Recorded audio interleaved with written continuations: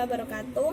Yang terhormat Bapak Tabiin MPD selaku dosen pengampu pengantar AUD serta teman-temanku yang berbahagia. Saya dari kelompok 8 akan menjelaskan tentang peran dan kualifikasi pendidik PAUD. Sebelumnya saya akan memperkenalkan beberapa kelompok saya sendiri, Amrina Rosada, NIM 2419016.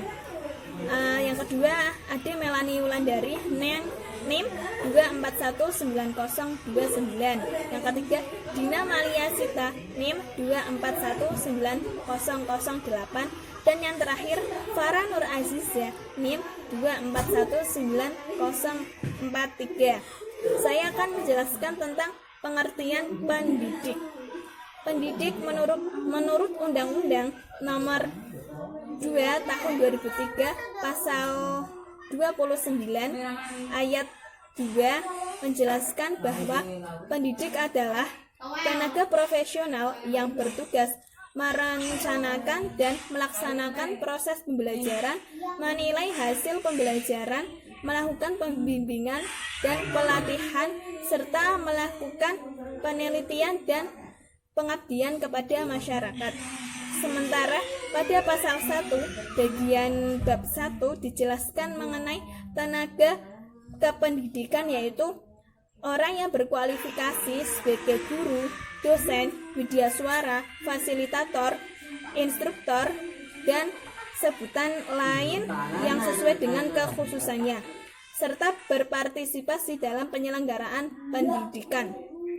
Dapat disimpulkan bahwa tenaga pendidik tidak hanya guru, melainkan semua pihak yang terlibat dalam penyelenggaraan pendidikan. Namun dapat dikatakan sebagai pendidik haruslah mampu merencanakan, melaksanakan, menilai, melakukan pembimbingan dan pelatihan serta pembelajaran. Jika merujuk pada kegiatan yang harus dilakukan sebagai pendidik, maka yang dikatakan sebagai pendidik hanya guru dan orang tua. Pendidik dalam anak usia dini merupakan orang yang bertanggung jawab merencanakan, melaksanakan, menilai, melakukan pembimbingan dan pelatihan dalam pembelajaran pada anak usia 0-8 tahun. Secara menyeluruh, pendidik pada PAUD mempunyai tugas yang lebih kompleks daripada tingkat pendidikan atas, karena PAUD merupakan tingkat pendidikan yang paling mendasar sebagai fondasi bagi pendidik selanjutnya. Untuk materi yang kedua akan dijelaskan oleh Ade Melani Wulandari. Saya Ade Melani Wulandari, NIM 2419029, akan melanjutkan poin yang kedua, yaitu kompetensi pendidik. Undang-Undang Sistem Pendidikan Nasional Sisdiknas 2003 Pasal 35 Ayat 1 menyatakan bahwa standar nasional pendidikan terdiri atas standar isi, proses, kompetensi lulusan, tenaga kependidikan, sarana dan prasarana, pengelolaan, pembiayaan, dan penilaian pendidikan yang harus ditingkatkan secara berencana dan berkala.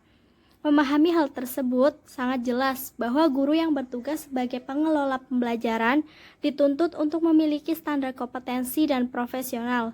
Selain standar kompetensi profesi di atas, guru juga perlu memiliki standar mental, moral, sosial, spiritual, intelektual, fisik, dan psikis. Hal ini dipandang perlu karena dalam melaksanakan tugasnya, guru diibaratkan sebagai pembimbing perjalanan atau guide of journey yang bertanggung jawab atas kelancaran perjalanan berdasarkan pengetahuan dan pengalamannya.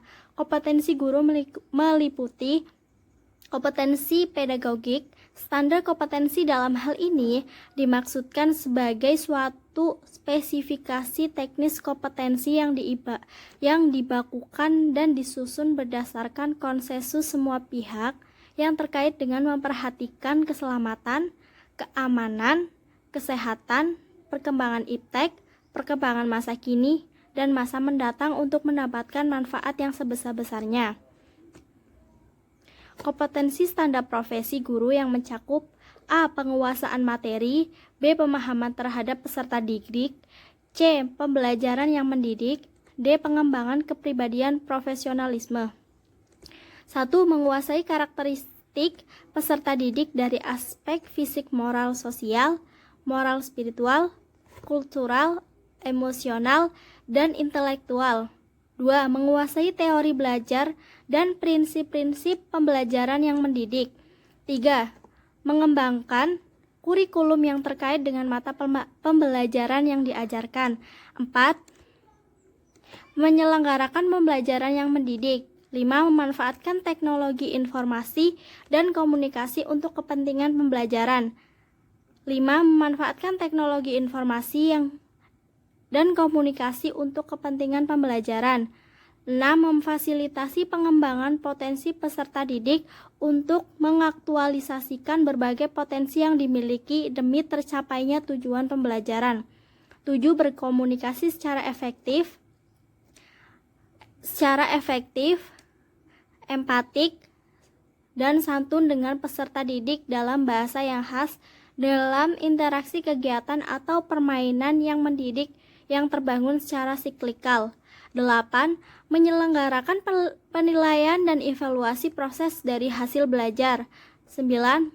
Memanfaatkan hasil penilaian dan evaluasi belajar untuk kepentingan pembelajaran. 10. Melakukan tindakan reflektif untuk peningkatan kualitas pembelajaran. A. Kompetensi kepribadian. 1. Bertindak sesuai dengan norma agama, hukum, sosial, dan kebudayaan nasional Indonesia. 2. Menampilkan diri sebagai pribadi yang jujur, berakhlak mulia, dan teladan bagi peserta didik dan masyarakat. 3. Menampilkan diri sebagai pribadi yang dewasa, stabil, arif, dan berwibawa. 5. Menunjukkan etos kerja, tanggung jawab yang tinggi, rasa bangga menjadi guru, dan rasa percaya diri. 5. Menjunjung tinggi kode etik profesi guru. B. Kompetensi sosial, bersikap inklusif, bertindak objektif, serta tidak diskriminatif. 2. Berkomunikasi secara efektif, empatik, dan santun dengan sesama pendidik, tenaga kependidikan, orang tua, dan masyarakat.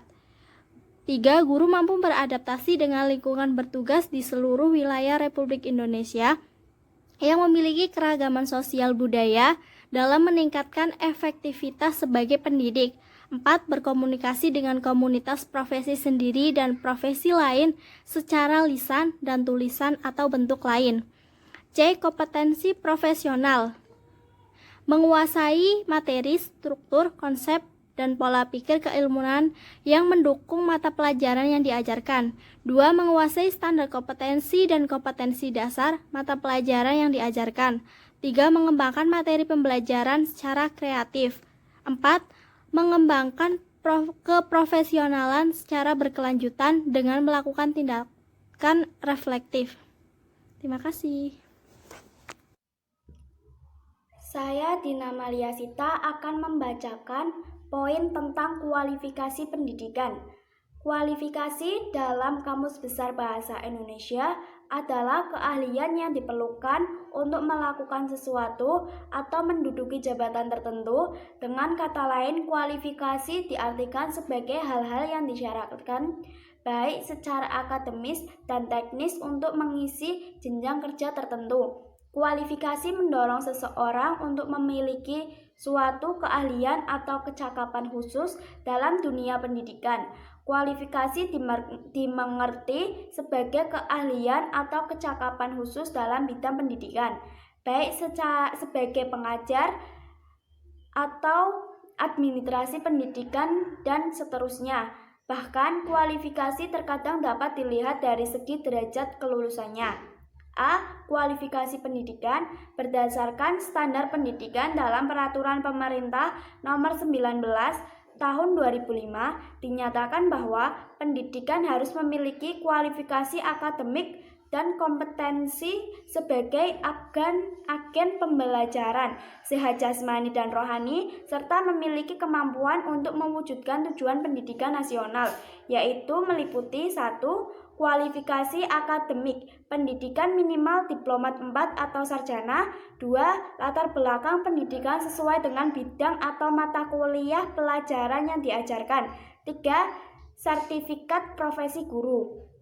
B. Kualifikasi kegiatan belajar mengajar, kuantitas atau kualitas guru dalam melangsungkan kegiatan belajar mengajar adalah kompetensi guru yang merupakan kualifikasi yang harus dipenuhi guru dalam mengajar. Kualifikasi guru menjadi 3 dimensi, yakni 1.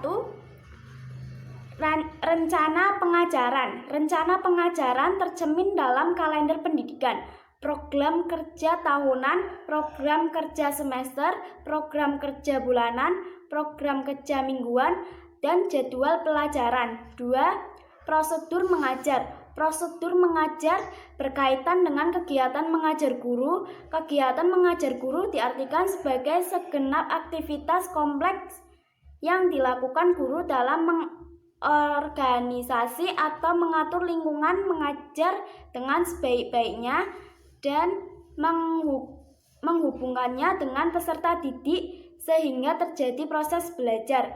Aktivitas mengajar bukan hanya terbatas pada aktivitas penyampaian sejumlah informasi pengetahuan dari bahan yang diajarkan, melainkan juga bagaimana bahan tersebut dapat disampaikan kepada peserta didik secara efektif dalam pengertian tercapainya kegiatan yang mempunyai makna.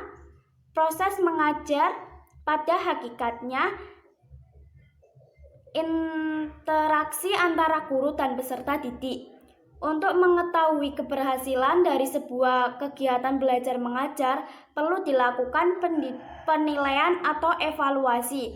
Fungsi dari evaluasi adalah untuk mengetahui 1. Tercapai tidaknya tujuan pengajaran dan keefektifan kegiatan belajar mengajar yang telah dilakukan guru. 3. Hubungan antar pribadi. Proses komunikasi dalam kegiatan belajar mengajar berkaitan erat dengan komunikasi instruksional yang merupakan inti dari kegiatan belajar mengajar. Dengan demikian, komunikasi instruksional pada dasarnya adalah kegiatan yang dilakukan guru dalam memberikan pengetahuan atau informasi dengan menggunakan strategi, teknologi, melalui kegiatan belajar mengajar sehingga diperoleh hasil belajar siswa yang optimal. Dimensi kualifikasi dikembangkan dari Peraturan Nomor 19 Tahun 2005. Adapun dimensinya adalah 1. Kualifikasi akademik, 2. Latar belakang pendidikan sesuai dengan bidang atau mata pelajaran yang diajarkan, 3. Sertifikat profesi guru, 4. Rencana pengajaran, yang kelima prosedur mengajar, dan yang terakhir hubungan antar pribadi. Saya Farah Nur Aziza, NIM 2419043 akan melanjutkan poin peran pendidik. Peran pendidik juga merupakan tugas guru. Guru ialah kunci keberhasilan pendidik dengan tugas profesionalnya. Guru dikatakan profesional jika memiliki keahlian dalam materi keilmuan maupun keterampilannya. Menurut Gary Fleweling dan William Higson menggambarkan peran guru, yaitu 1. Memberikan stimulasi kepada siswa dengan menyediakan tugas-tugas pembelajaran.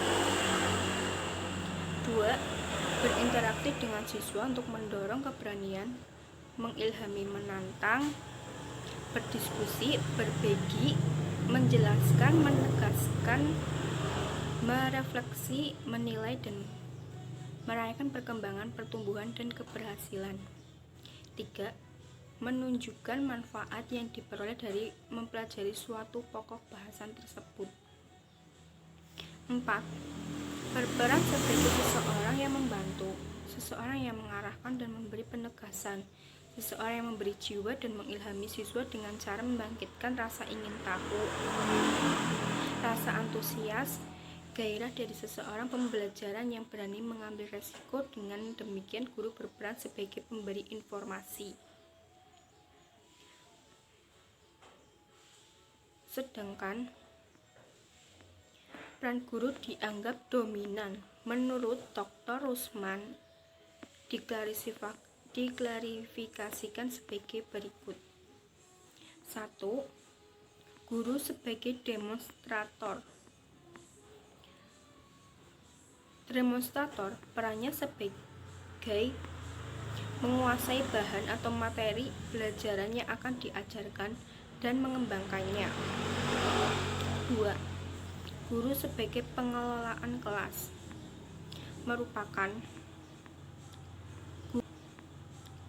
guru melakukan penanganan pada kelas karena kelas merupakan lingkungan yang perlu diorganisir. 3. Guru sebagai media fasilitator. Guru hendaknya memiliki pengetahuan dan pemahaman yang cukup untuk media pendidikan, karena media pendidikan merupakan alat komunikasi guna lebih mengefektifkan proses belajar mengajar. 4. Guru sebagai evaluator. Guru sebagai evaluator yang baik, guru hendaknya melakukan penilaian untuk mengetahui apakah tujuan yang telah dirumuskan itu tercapai atau tidak.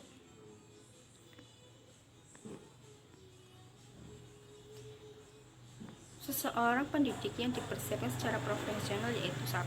Profesi pendidik sebagai suatu pekerjaan yang dapat mendapatkan uang untuk dapat memberikan kehidupan baginya. 2. Dalam pembelajaran didasarkan kurikulum yang direncanakan untuk menelorkan seseorang pendidik. 3. Ilmu yang tersebut dipelajari dengan suatu metode tertentu yang telah diuji kesahihannya. 4. Pendidiknya dilakukan oleh yang memiliki keahlian dalam bidang pendidikan. 5. Setelah selesai dalam menjamin pendidikannya, yang bersangkutan diberikan ijazah atau sertifikat sebagai pendidik.